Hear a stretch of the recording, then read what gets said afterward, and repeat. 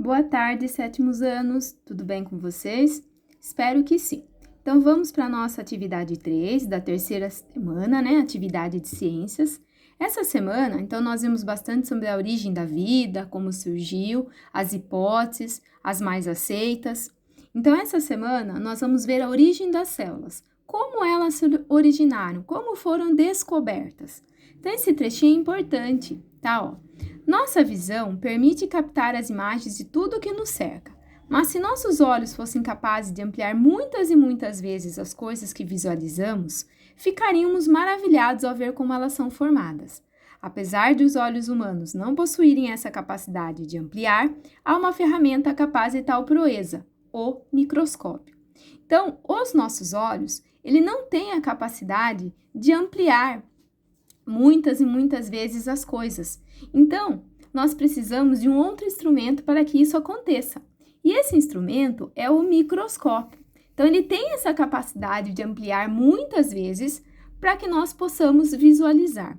E assim foi com a descoberta das células. Então, vamos lá. Ao observar finas fatias de cortiça, o que é cortiça? Para vocês entenderem, a cortiça é o material da rolha. Acho que todo mundo já viu ou já ouviu falar de rolha, aquelas tampas de garrafas. Hooke viu diversos buraquinhos que lembravam favos de mel. A cada um desses pequenos compartimentos, ele deu o nome de célula, que significa pequena cela. A cortiça é uma árvore, material de origem vegetal. Quando esse material está morto, no caso das rolhas, por exemplo, seus buraquinhos são ocos. Porém, antes da morte do vegetal, havia estruturas vivas nesses lugares.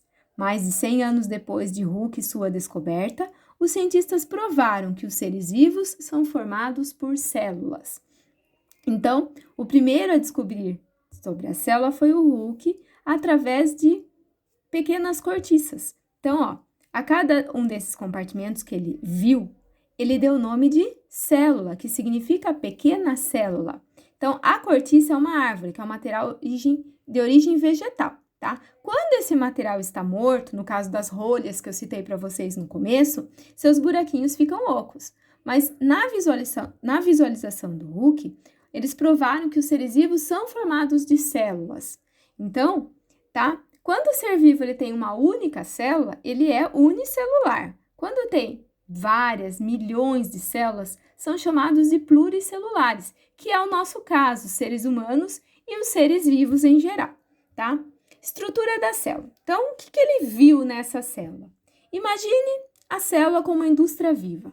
Em sala de aula, sempre uso isso como exemplo. Por que uma indústria viva? Nós já vamos entender. Ó, as células são envoltas por uma membrana que as protege e permite a entrada e saída de determinadas substâncias. É a membrana celular. Então, a membrana celular na célula ela é a proteção da célula. Ela que vai proteger, vai permitir a entrada ou a saída de substâncias. Então, qual a relação com uma indústria? Quando você chega numa fábrica, numa indústria, não tem lá o porteiro? Você não vai chegar e já entrar.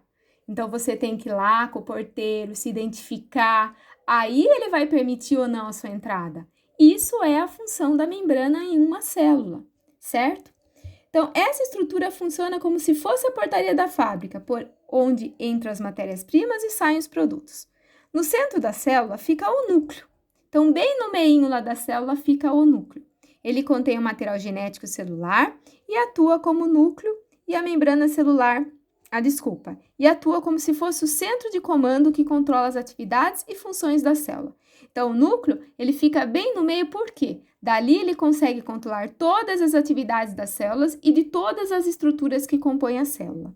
Então, entre o núcleo e a membrana celular, existe um material que lembra uma gelatina mole, o citoplasma. Nele estão várias organelas, pequeninos órgãos da célula, com diversas funções, como a respiração e a excreção.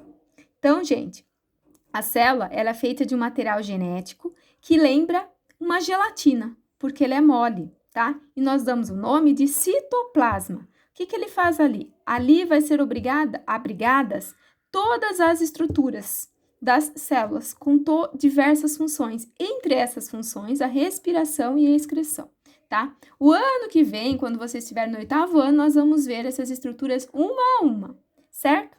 E aí vamos para as duas atividades do Vamos Praticar. A1. Cite as partes das células citadas no texto e suas funções. Eu citei 3 partes, tá? Então, eu quero que você cite-as e explique a função.